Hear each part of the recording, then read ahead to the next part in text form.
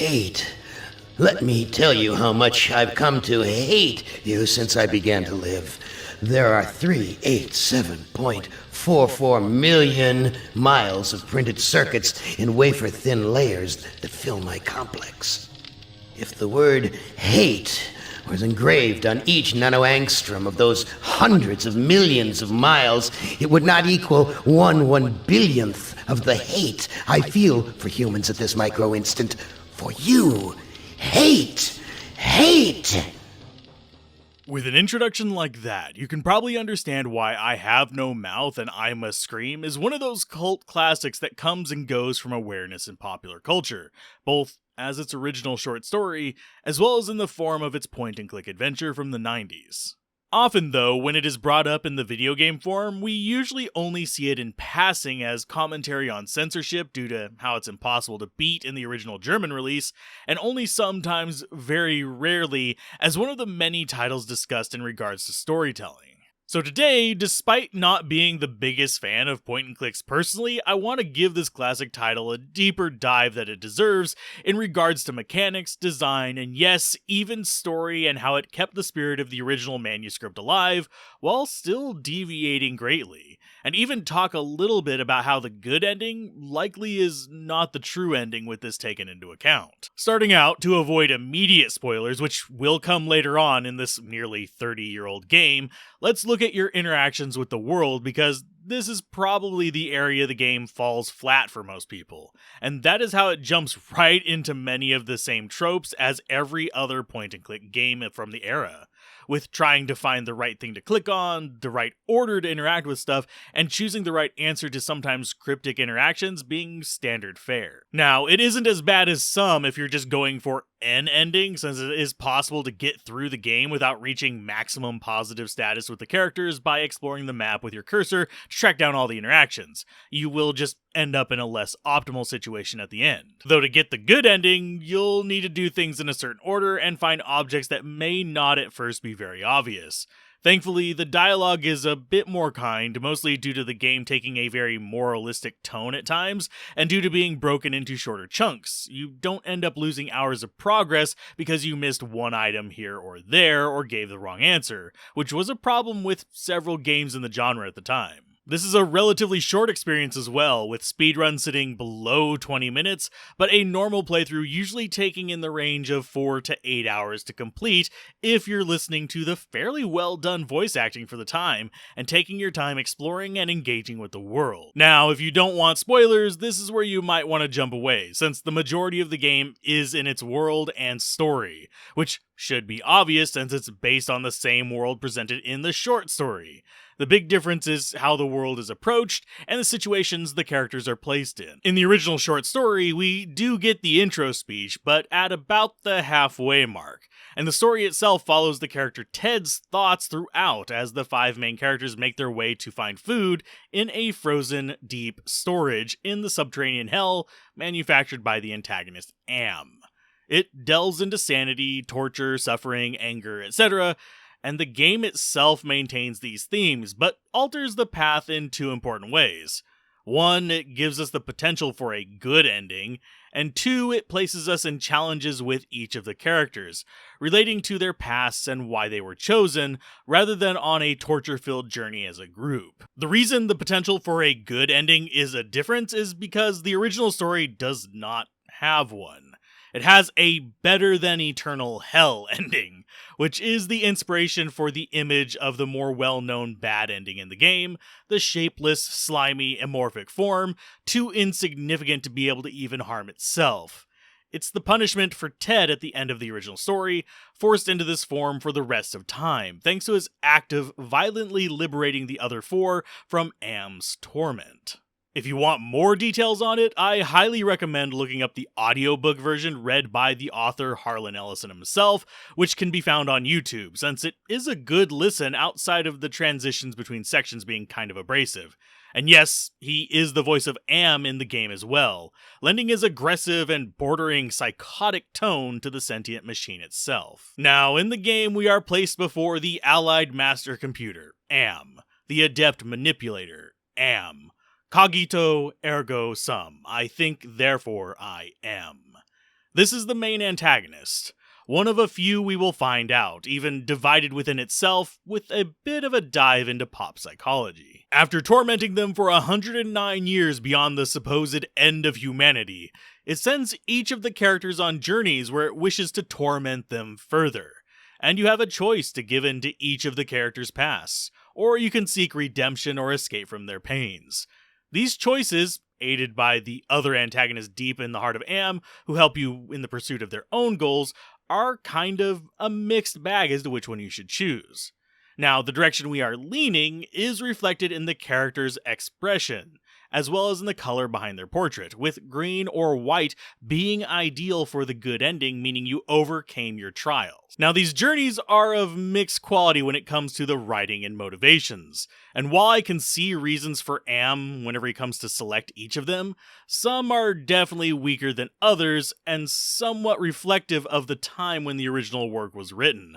almost mirroring the flaw of the Saw series where it, to an extent, breaks its own rules at times. This is because it tries to paint each of the characters as deserving of the torment, deserving of suffering, on top of being human, which it succeeds at in a few cases like Nimdok, while missing the mark a bit when it comes to a character like Ellen, who seems to be punished simply because she was an easy target thanks to her past victimization. Though, due to her background, Am may have a vendetta against her specifically that transcends this pattern. Though to really dive into the weeds of this, we need to sit down and look at each of the characters, which you can play in pretty much any order you want, but we'll start from left to right, starting with Gorrister, who lives with the guilt over what happened to his wife, and also, for puzzle and story purposes, is literally heartless for much of his story. Waking up alone on an airship, Gorrister explores his greasy, infested, and frankly grotesque at times surroundings, filled with hints from his past,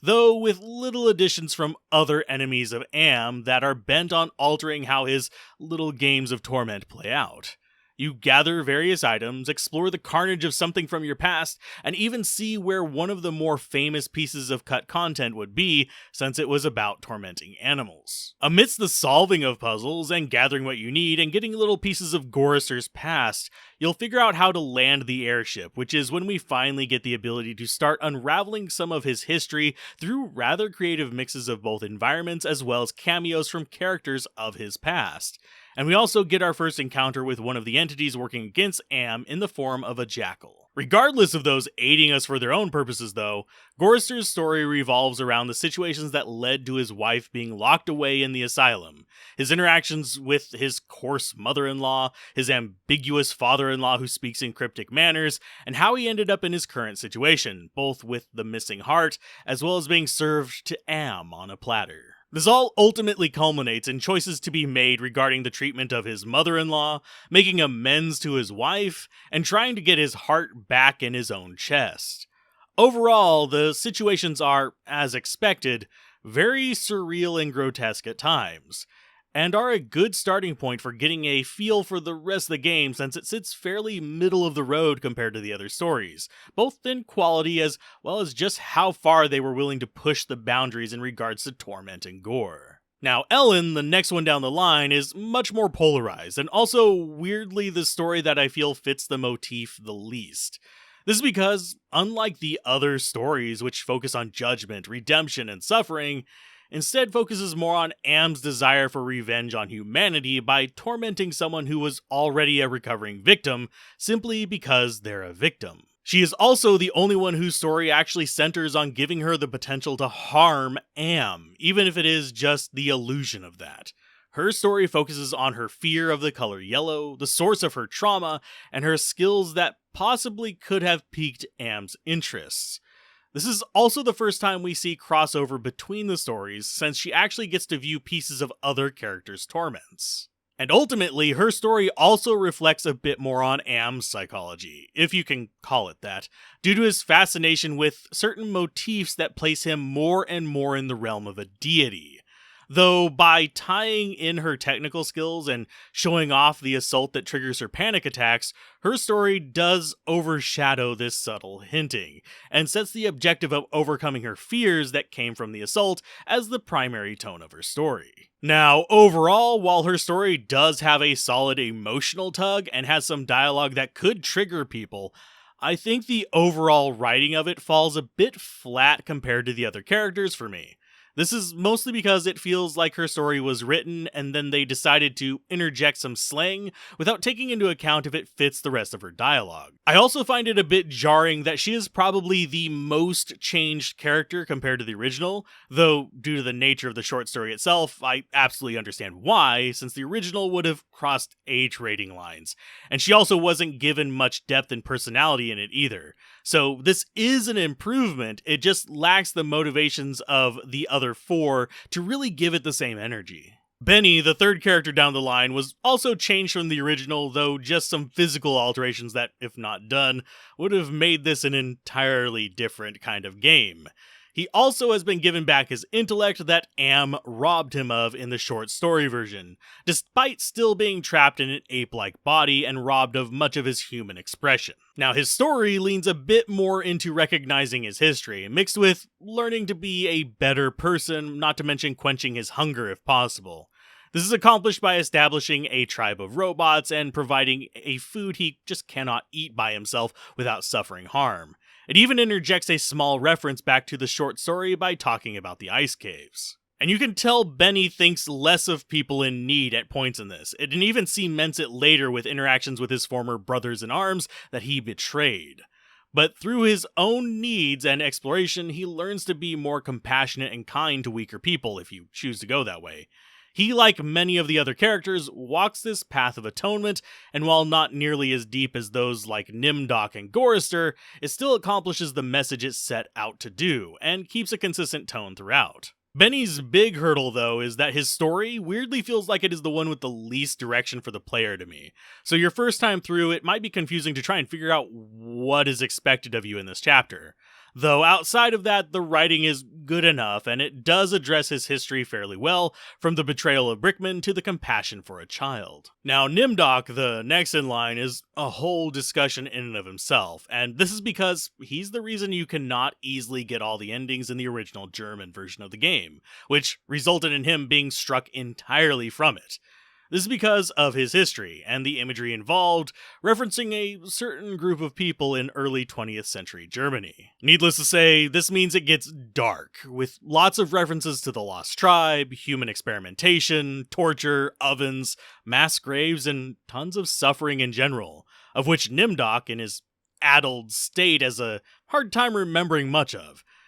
As you progress, you gather information, see the pain being caused, and you'll likely even die a few times in this scenario your first time through. The first half of this chapter is especially gruesome since it places you smack dab into an analogy for a concentration camp, and all of the darkness involved, which is where you are meant to learn about the pain Nimdok caused, while the second half focuses almost exclusively on his atonement for this by taking revenge on the regime, as well as reviving the Protector in the form of a golem. You can also be fairly vicious in this route, but since Nimdok is nearly essential to getting the good ending, you will want to do it nicely if you want to see what that is. That, and I honestly have a hard time stomaching evil playthroughs to begin with, much less when framed with this explicit reference to historical events and a more human tone. Now, Ted, on the other hand, plays a bit more like a vanity piece, oddly enough, which is also where a lot of his background comes from.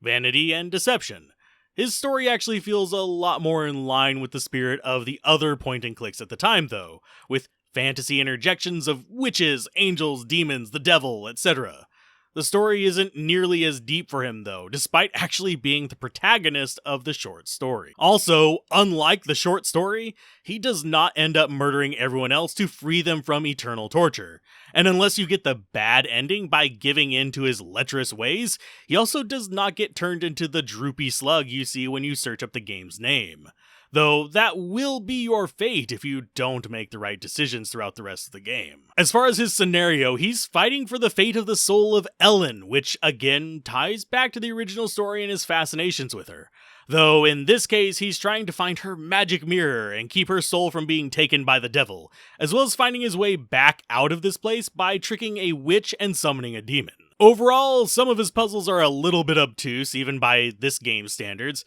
especially the opening part where you have to choose the right monitor to interact with based on vague hints. and the story does not feel as deep and personal to him as many of the others are. But it's still an interesting journey with the same moralistic undertones of the rest of the stories, and it is easily the least gruesome of the 5 stories thanks to the fantasy nature. Now, upon completing all the stories, you will face your final challenge, confronting the mind of Am, which involves a number of puzzles and is actually able to be solved by any of the characters with a bit of luck, but Nimdok is the one who makes it reasonable to finish in one go, without unprecedented luck involved. This is because Nimdok knows the password to the bridge, and can still do all the other necessary portions of the story to get the good ending.